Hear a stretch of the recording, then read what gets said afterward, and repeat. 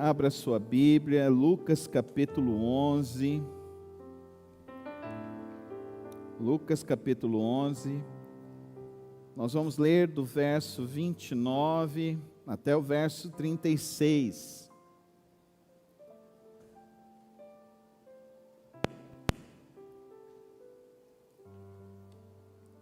Lucas 11, 29 ao 36.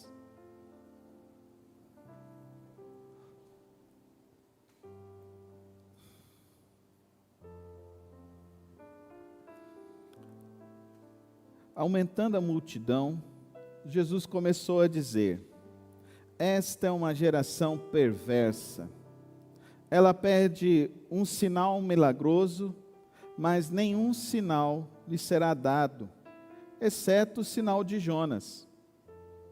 Pois assim como Jonas foi um sinal para os ninivitas, o Filho do Homem também o será para esta geração. A rainha do sul se levantará no juízo com os homens desta geração e os condenará, pois ela veio dos confins da terra para ouvir a sabedoria de Salomão, e agora está aqui. Quem é maior do que Salomão?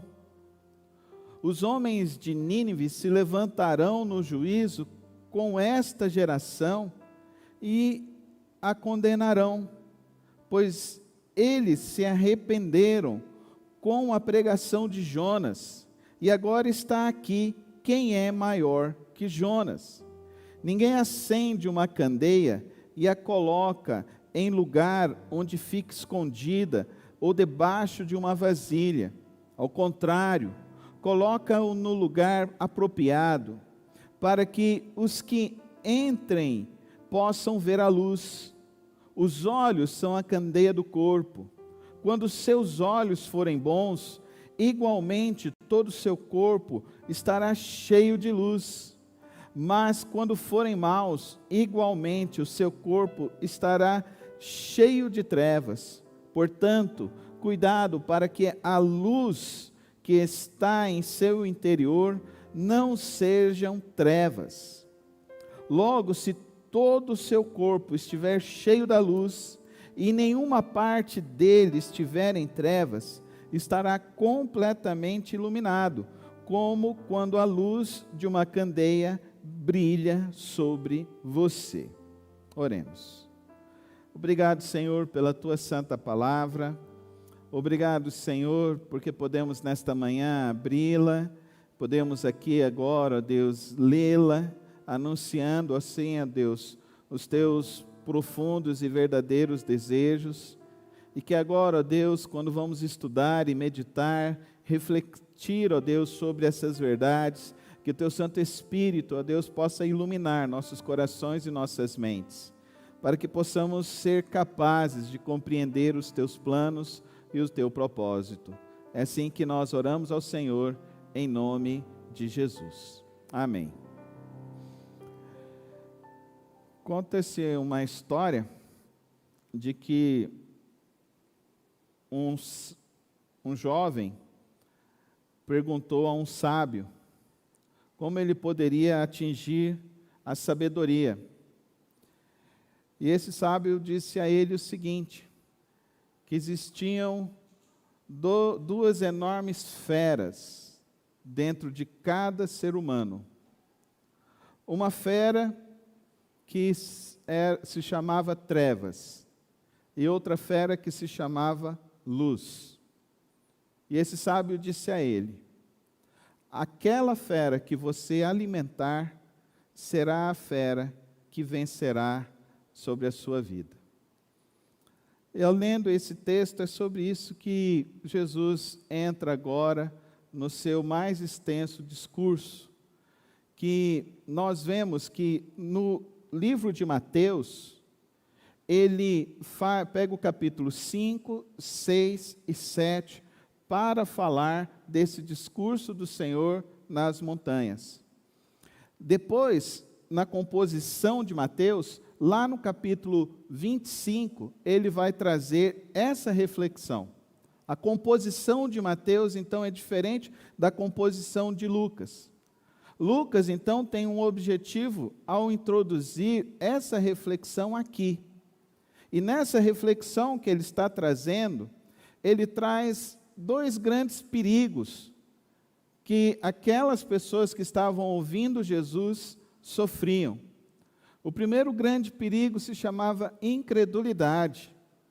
E o segundo grande perigo se chamava erro de objetivo.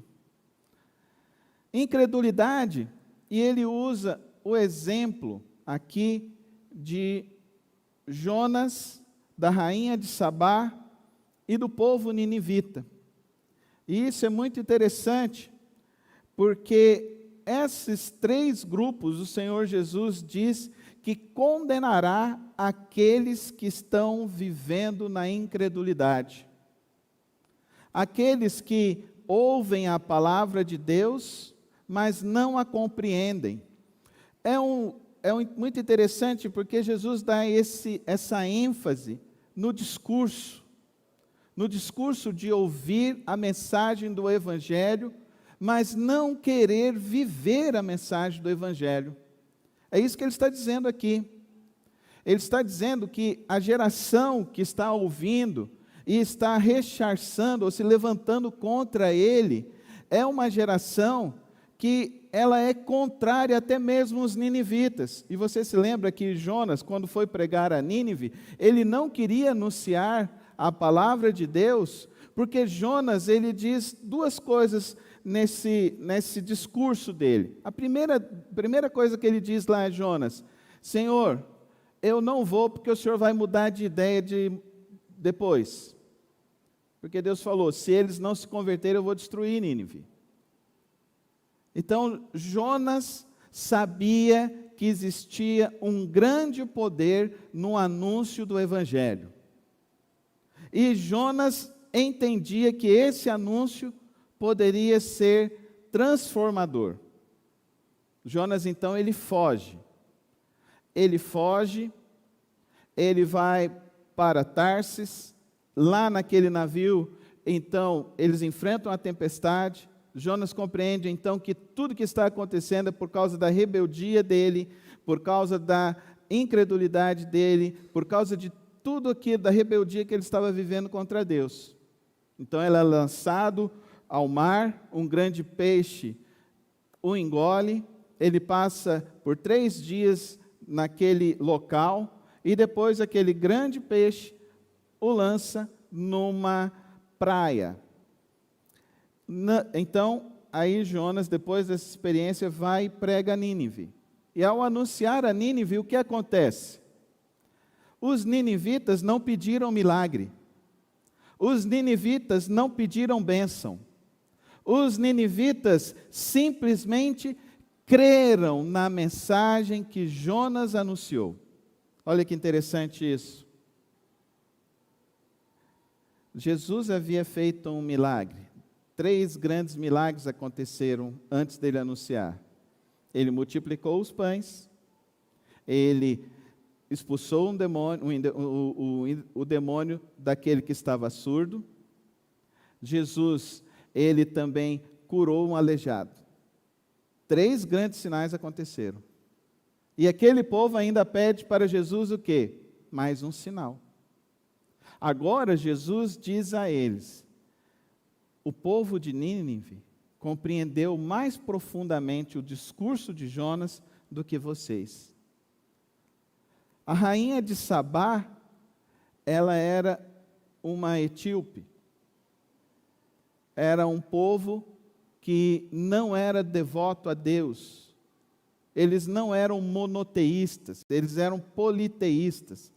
Mas a rainha de Sabá, sabendo dos feitos de Salomão, ela então busca ir até Jerusalém para se encontrar com Salomão e pegar um pouco da sabedoria de Salomão. Ela chega, ela senta aos pés de Salomão, ela ouve os discursos de Salomão e ela se dobra ao discurso de Salomão, ao anúncio de Salomão.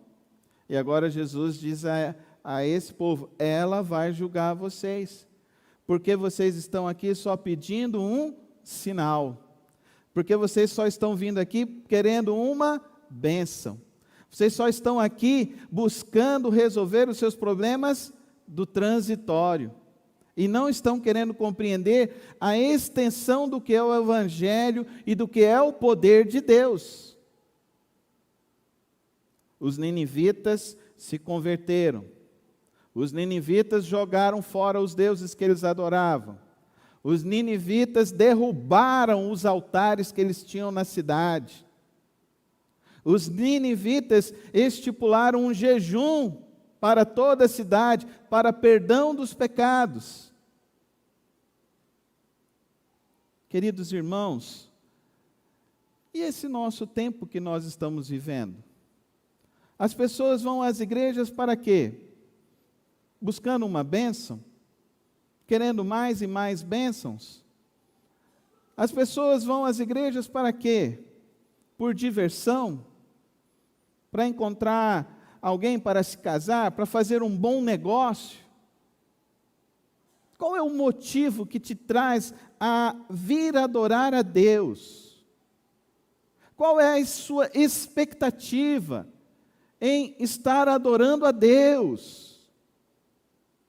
Queridos, é muito importante que nós saibamos entender o anúncio do Evangelho, a palavra de Deus, o que ela significa e para onde ela se estende para nós. A parábola agora de Jesus é sobre trevas e luz. E ele usa a referência à candeia. E ele diz que ninguém pega uma candeia e coloca debaixo do alqueire, que vai lá e coloca ela embaixo para iluminar a casa. Não. Todos pegam a candeia e colocam ela num lugar para iluminar toda a casa.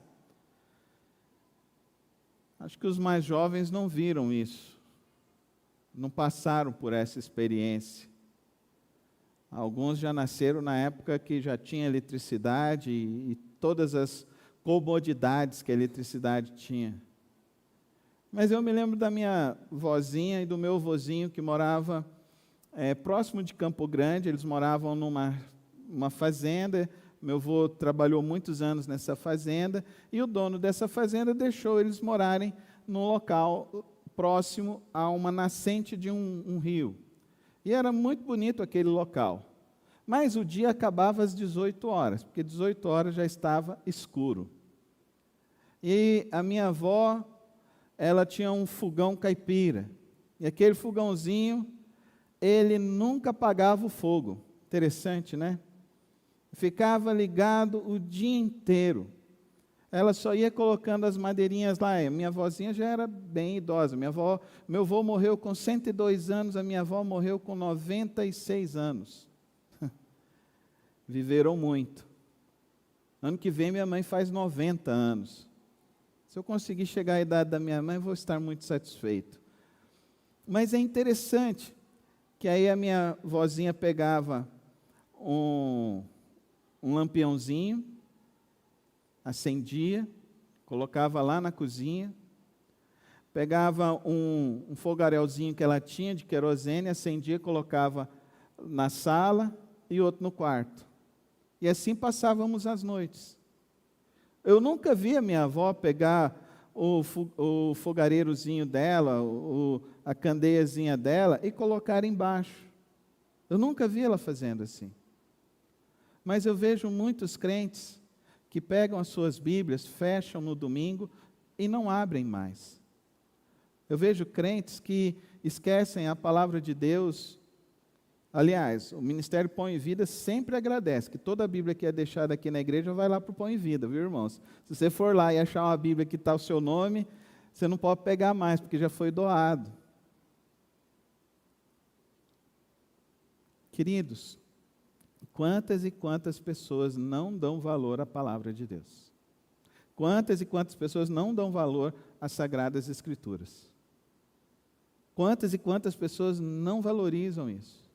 Escondem a palavra de Deus. Mas bom seria se fizessem como o Salmo 119, 105 diz: lâmpada para os meus pés é a tua e luz.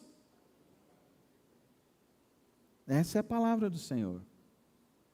Ela é luz para o teu caminho.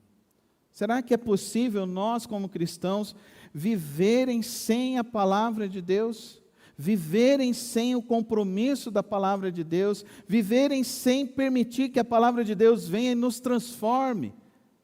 Porque aí é o segundo texto, a segunda parábola que ele fala. Porque os olhos precisam ser bons. Os olhos são a candeia da vida. Se os teus olhos forem bons, toda a tua vida será melhor. Então, o que vai transformar o interior do homem é a palavra de Deus. O que transforma as nossas vidas é a palavra de Deus. O que precisa transformar a maneira como nós enxergamos o nosso futuro é a palavra de Deus. Nós precisamos fazer com que esta palavra sonde o nosso interior, verifique o que há dentro de nós e possa nos transformar, e possa nos libertar, e possa nos colocar então no padrão que Deus deseja. Querido irmão e querida irmã, esses dois parágrafos que Jesus está colocando e que Lucas coloca bem no meio aqui da reflexão do Sermão da Montanha, é muito interessante, porque ele fala da incredulidade e ele fala do que é possível se transformar. Ele fala do objetivo que as pessoas têm a adorar a Deus, que estão errados. Eu quero mais um sinal, eu quero mais um milagre, eu quero mais uma bênção de Deus. Deus me dá mais um sinal. Você percebe que nós estamos vivendo debaixo e nutrindo o que este mundo nos oferece? O que esse mundo nos oferece? Esse mundo nos diz o seguinte: o nosso carro já não está bom, então troque de carro. O seu celular já está ultrapassado, então troque de celular. Olha, você agora tem que viajar para alguns outros locais. Um dia desse eu vi uma matéria assim: os 10 destinos que você não pode deixar de visitar em vida. Eu fiquei parado, eu fiquei pensando. Aí fui olhar os destinos. Cada um lugar mais bonito que o outro. Aí eu pensei, se eu for visitar todos eles, comecei a fazer as contas. Aí eu pensei, nossa, eu vou ter que trabalhar 50 anos para conseguir fazer essas viagens. Não vou fazer todas. Eu vou conseguir fazer no máximo umas 3, umas 4. Você percebe que o nosso coração é enganoso. Você percebe que o nosso coração dentro dessa geração está cada vez mais consumista. E nós estamos trazendo esse padrão de relacionamento com Deus. E nós estamos trazendo esse tipo de ideologia para o nosso relacionamento com o nosso Senhor Jesus Cristo. E nós estamos vivendo esse tipo de espiritualidade doente, desse tipo de espiritualidade que não preenche a alma. Por isso que cada vez mais muitos estão abandonando as igrejas, porque para eles a igreja precisa ser um balcão de ofertas, de sinais e de bênçãos, e não o balcão que prega e anuncia a verdade de Deus. E é isso que esse texto está nos dizendo, que nós vamos ser julgados pelo que nós ouvimos, e pelo que nós interpretamos, e pelo que nós permitimos que essa palavra transformasse o nosso ser. Não adianta, querido irmão e querida irmã, dizer que você conhece a palavra de Deus, mas você não experimenta transformação espiritual na tua vida. Você não experimenta crescimento espiritual. Você precisa sempre estar avaliando se você quer mais de Deus ou mais do mundo. Mais felicidade ou mais da alegria que vem do céu? Mais atividade ou mais da paz que excede todo entendimento? A palavra de Deus, queridos, ela é profunda. O Senhor Jesus, diante desses homens, os propõe a eles que eles avaliem os desejos, avaliem o que eles querem, Avaliem como eles estão vivendo. Eu me lembro aquele dia que nós fomos lá no Lar Batista. E o pastor Wesley falando dos sonhos. E eu me lembro, vai acontecer, pastor. E ele falou, amém, pastor. Como é você, querido irmão e querida irmã, diante da sua vida? Você tem fé? Você alimenta a sua fé? Ou você é um incrédulo? Você já conhece Deus pelo que Ele já fez? E você persevera no caminho com Ele, sabendo que não há outro caminho para se viver? Você vive na luz ou nas trevas? A tua vida está se transformando?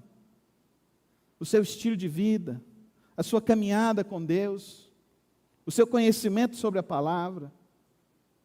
Queridos irmãos, o Evangelho do Senhor Jesus Cristo tem o propósito de transformar o nosso ser. É isso. Quando a palavra de Deus é aberta, lida e anunciada, você precisa entender que isso é algo poderoso e que pode transformar o seu viver e o viver das pessoas que você ama. É esse o objetivo da palavra de Deus, é esse o objetivo da igreja do nosso Senhor Jesus Cristo. E nós, nesta manhã, precisamos avaliar. Precisamos avaliar o que te trouxe aqui hoje. Uma pessoa me perguntou, pastor, por que o senhor não faz campanha? Porque campanha alimenta o orgulho e a vaidade humana, e alimenta as obras. Eu não quero pessoas que queiram vir aqui para ganhar mais uma bênção, para cantar que hoje o meu milagre vai chegar. Não quero isso. Eu quero que venham aqui pessoas que saibam que Jesus Cristo é o caminho, a verdade e a vida.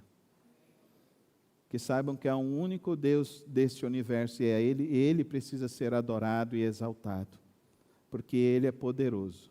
Ele é o Criador e Ele é o sustentador de toda a vida e de todo o universo. Eu quero pessoas que saibam que já são abençoadas por toda sorte de bênçãos espirituais, porque Cristo Jesus venceu a morte e está assentado à destra de Deus. Ele governa o mundo e o universo. Você não precisa estar desesperado nem ansioso por nada nesta vida, porque Ele venceu a morte e Ele está vivo, e Ele reina e reinará para todos sempre. O capataz do mal, Satanás, ele pode até estar interferindo em muitas coisas na sua vida, pelo caminho da opressão, pelo caminho das dificuldades, mas você precisa sempre entender e saber que o teu Deus é mais poderoso e que Satanás é uma criatura de Deus. E quando o nosso Deus se levanta, Ele fala, parou. E se a gente está no meio de um deserto, Ele vai mandar o maná do céu para nós. Ele vai mandar para a gente as nuvens para que a gente não se canse e não se desgaste tanto no meio a um sol escaldante de 60 graus que faz no deserto. Que Ele vai nos aquecer à noite com as suas labaredas de fogo. Que Ele vai nos sustentar todos os dias e que nós não precisamos estar preocupados em acumular, em querer mais e mais, porque o nosso Deus, Ele nos dá o pão de cada dia, todos os dias. Não é isso que Ele nos ensinou nos 2 parágrafos anteriores? Nos ensinando a orar isso, confiar nele, andar nele. Quem quer um sinal para a terra, queridos irmãos, quer muito pouco para a sua vida, quer muito pouco. Eu quero é ter olhos de águia. E você? Você quer ter olhos de águia ou olhos de galinha que só olham para baixo, que ficam olhando aqui para a terra? A águia, quando ela alça os seus voos, ela sempre vai em direção ao horizonte. Ela sempre alça voos maiores. ela sempre vai em caminhos muito mais longes, para que assim ela possa usufruir e ter sempre o melhor da sua visão e da sua força. Nessa manhã, querido irmão e querida irmã, avalie o teu coração.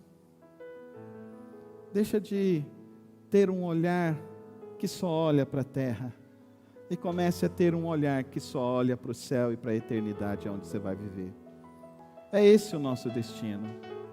E quando nós andamos com Deus, nós temos fé e nutrimos nossa fé. Nós não somos incrédulos. É interessante, né, queridos irmãos? Jonas, mesmo na rebeldia, olha que coração interessante.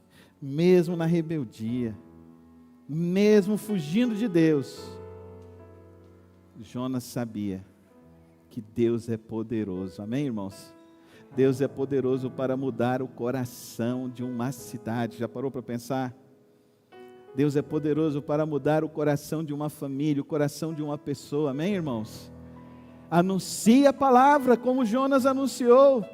Você pode estar vivendo como Jonas em rebeldia, mas hoje transforma o seu coração como a rainha de Sabá, que teve interesse de ir conhecer mais de Deus. Tem um coração como o povo de Nínive, um coração que estava aberto para ser solo frutífero do Senhor, das palavras de Deus, para alimentar a fé e criar raízes profundas dentro do seu ser. É para isso que nós abrimos a palavra de Deus, a santa palavra de Deus, para que ao lermos ela, possamos iluminar o nosso viver e possamos ter um olhar sobre este mundo diferente. Olha para este mundo diferente. Olha para este mundo como você sendo o porta-voz do Senhor, aonde você estiver, na sua família, com seus colegas de trabalho, na sua vizinhança, aonde Deus te colocar, seja o porta-voz das coisas majestosas do Senhor, o nosso Deus. Feche os teus olhos e diante do Senhor, se os teus olhos têm sido pequenos e olhado só para a terra como uma galinha, fica vivendo e ciscando todo o seu dia. Hoje, Deus quer te dar olhos de águia. Peça isso a Ele. Fala para Ele: Senhor, abre o meu entendimento. Eu não quero viver só para o agora e para o transitório. Eu quero viver para a eternidade e pelo Teu poder. Pai querido, Pai de amor, a Tua palavra é tão maravilhosa e nos ajuda a enxergar coisas tão profundas.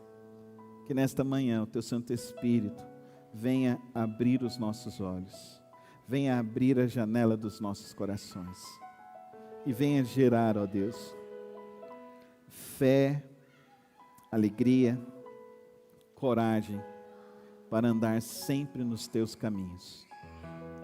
Fortalece, ó Deus, a vida de cada um dos irmãos nesta hora, em nome de Jesus.